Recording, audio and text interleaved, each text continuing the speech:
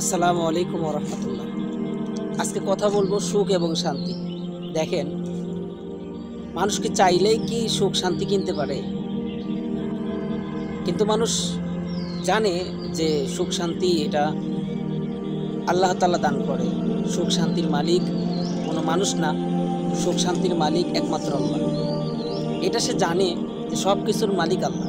তারপরেও, এটা জানার পরেও কিছু মানুষ দেখবেন দিনের পর দিন, রাতের পর রাত, মাসের পর মাস, বছরের পর বছর পাগলের মতো ছোটে কিছু টাকা পয়সা উপার্জন করার জন্য, কিছু মানুষকে ভালো রাখার জন্য, কিছু মানুষের সাথে একসাথে খাবারের জন্য, একটু সুখ শান্তির জন্য দৌড়াদৌড়ি করে। সে সুন্দর বাড়ি করলো, সুন্দর গাড়ি, সুন্দর নারী, এগুলা আসলে টাকা পয়সা দিয়ে যারা ম্যানেজ করতে চায় যে টাকা পয়সা অর্থ সম্পদ হলেই সুখ শান্তি হবে। কিন্তু এত সুখ শান্তি এগুলা উপার্জন করার মূল লক্ষ্যটা কি তার?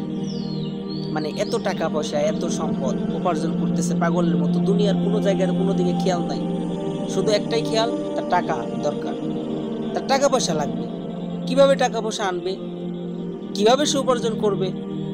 এমনও আছে মানুষ যে টাকার জন্য, সম্পদের জন্য সে কোনো দিকে চায় না, কোনো দিকে ফিরে না, দরকার তার টাকা। হালাল হারাম এই বিষয়ে তার তোয়াক্কা করে না।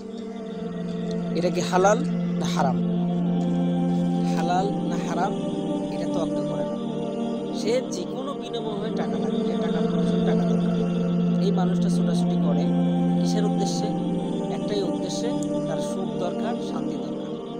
সে টাকা দিয়ে হয়তো বিছানা কিনতে পারে, টাকা দিয়ে হয়তো সুন্দর বিছানা কিনতে পারে, খাট কিনতে পারে, সুন্দর বাড়ি করতে পারে, সুন্দর গাড়ি কিনতে পারে, আরাম আয়ের শান্তির জন্য। কিন্তু রাত্রে ওই ব্যক্তি যে এত পরিশ্রম করতেছে, ওই ব্যক্তি এত টাকার মালিক হওয়া সত্ত্বেও বিছানায় গেলে তার ট্যাবলেট না খেলে ঘুম হয় না। আমি যেটা বলতেছি এটা সঠিক কথা। সে কেমন টাকা বলা মানুষ, কেমন টাকাওয়ালা মানুষ, টাকা পয়সার তার কোনো সমস্যা না, তার সুখ দরকার, শান্তি দরকার। এই জন্য সে এত টাকাওয়ালা মানুষ হয়েছে সুখ শান্তির জন্য। শেষ অবস্থা এমন হয়েছে যে টেবিলের মধ্যে হাজার পদের খাবার, গরুর মাংস, খাসির মাংস, রোস্ট, পোলাও, কাবাব, বিরিয়ানি, এরকম আরো মানে বিভিন্ন প্রকার বিদেশি খাবারও আছে। কিন্তু ডাক্তার কি বলছে? ডাক্তার বলছে খবরদার, সাবধান, মাছ, মাংস, গরুর মাংস, এগুলো ভালো ভালো খাবার যেগুলো আছে এগুলো খাওয়া যাবে না। শুধু খাইবা হলো শাক, লতা পাতা, শাক, লতা পাতা। তাহলে কি হলো? এত টাকা পয়সা সম্পদ থাকার পরেও সুখটা কি কিনতে পারলো না? সুখ শান্তি এই এত কিছু করার পরেও শেষ অবস্থায় কিছু কিছু মানুষ, বেশিরভাগ 96% মানুষের এমনই হয় যে শেষ অবস্থায় টাকা পয়সা অর্জন করে কিন্তু ভোগ করতে পারবে এটা পারে না। তার দেহে নেয় না, তার শরীর নেয় না। এইগুলো করে কিসের জন্য? এগুলো করে যে সুখের জন্য, কিন্তু শেষ অবস্থা তারা পারে না। তা আমি এটাই বোঝাতে চাচ্ছি যে সব কিছুর মালিক তো আল্লাহ। আপনার যদি বিশ্বাস থাকে যে সুখের মালিক আমার আল্লাহ, শান্তির মালিক আমার আল্লাহ, তাহলে তুমি তো তোমার দিলের মধ্যে বসাই নিয়েছো টাকা আমার আল্লাহ। কারণ টাকাই আমাদের সব কিছু দিবে। যেখানে কথা আছে আল্লাহ তোমাকে সব কিছু দিবে, কিন্তু এখান বিষয় হলো টাকাই তোমার সব কিছু দিচ্ছে। তোমার ধারণা মতে তুমি সামনের দিকে গেছো, তুমি নামাজ পড়ো না, তুমি রোজা রাখো না, তোমার হায়াতের দিকে খেয়াল নাই, তুমি কবে মরবা, কবে বাঁচবা, তুমি দুনিয়াতে কেন আসছো, আল্লাহ তাআলা কেন পাঠিয়েছে, আমা খালাকুল জিন্না ওয়াল ইনসানা ইল্লা লিয়াবুদুন, তোমাকে সৃষ্টি করছে আল্লাহ তাআলা ইবাদত করার জন্য। তোমার দুনিয়াতে আসার পর সব ভুলে গেছো তুমি। আমি এটাই বুঝতে যাচ্ছি যে সব কিছুর মালিক তো আল্লাহ। তাহলে এরকম যদি হয় যে তুমি সুন্দর নারী পাওনি, পাইছো, একটা নারী পাইছো, একটা বিবি পাইছো, খুব বেশি একটা ভালো না, একটা বাড়ি পাইছো, খুব বেশি একটা ভালো না, সুন্দর একটা গাড়ি পাও নাই কিন্তু গাড়ি পাইছো কিন্তু মানে একটু কম সুন্দর আর কি। এর মধ্যে থেকে আল্লাহ তো দিলের মধ্যে তোমার শান্তি ঢেলে দেয়। তুমি বিছানায় গেলে শান্তিতে ঘুমাইতে পারতেছো, তুমি সুস্থ হয়ে হাঁটতে পারতেছো, তুমি সুস্থভাবে মানুষের সাথে কথা বলতেছো, চারদিকে তাকাইতেছো, তোমার চোখ ভালো, তোমার মুখ ভালো। তোমার মতো মানে অনেক মানুষ আছে যাদের সুদর্শন চেহারা কিন্তু পা নেই। তোমার মতো অনেক মানুষ আছে যাদের তোমার মানে এমন অবস্থা যে তুমি তো সুস্থভাবে কথা বলতেছো, চলতে পারতেছো, ঝগড়া করতেছো, নামাজ পড়ো না, আল্লাহর কোনো কথা শোনো না, তারপর আল্লাহ তাআলা তোমাকে সুস্থভাবে চলাইতেছে। এমন মানুষ আছে যে তুমি হাঁটতে পারতেছো, তাদের পা নেই। এমন মানুষ আছে যাদের হাত আছে,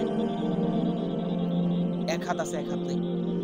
কারো সবকিছু ঠিক আছে, চোখটা নষ্ট, তার দুনিয়ার আলো দেখতে পায় না, কিন্তু হাজার কোটি টাকা থেকে কি লাভ?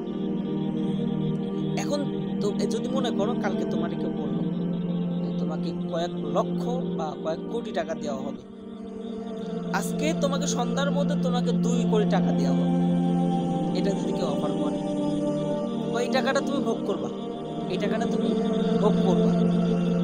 কিন্তু আরেকটা কথা হলো, সন্ধ্যা 7টার সময় তুমি টাকা নিবা, এই রাত শেষ হওয়ার পরেই তুমি ফজরের সময় মারা যাবা।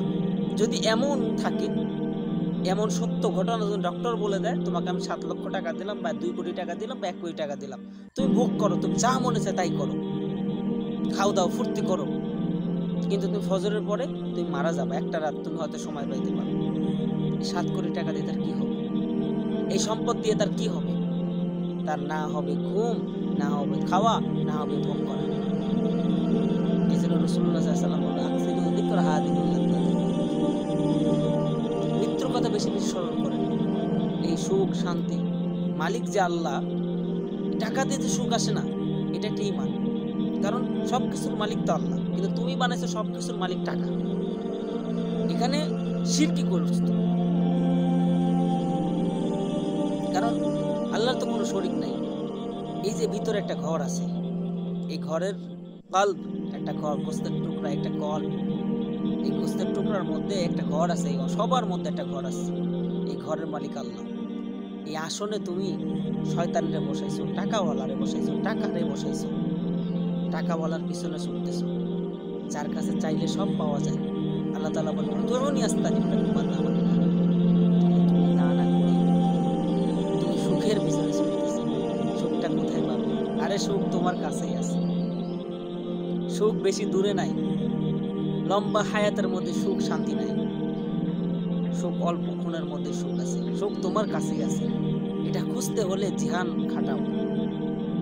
সুখ কোথাও নাই, সুখ আছে রবের গোলামি করার মধ্যে। শান্তি আছে রবের পায়ে কুদরতি পায়ে সেজদার মধ্যে।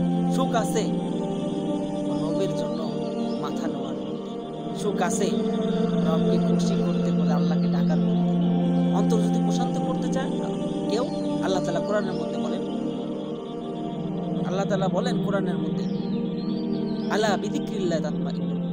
যদি প্রশান্ত হৃদয় চাও তাহলে আমি আল্লাহকে ডাকো, তোমার হৃদয় প্রশান্ত হয়ে যাবে, শান্তি আসবে, দিলের মধ্যে শান্তি ঢেলে দেবে আল্লাহ তাআলা। যেটুকু কথা বললাম, এই কথাগুলো অত্যন্ত মূল্যবান ছিল। ভাই, সুখ শান্তির পিছনে না ছুটে আপনি রবের গোলামি করেন, সব সুখ শান্তি আপনার দিলে আল্লাহ তাআলা দিবেন। যেটুকু কথা বললাম, আমরা সবাইকে মানতে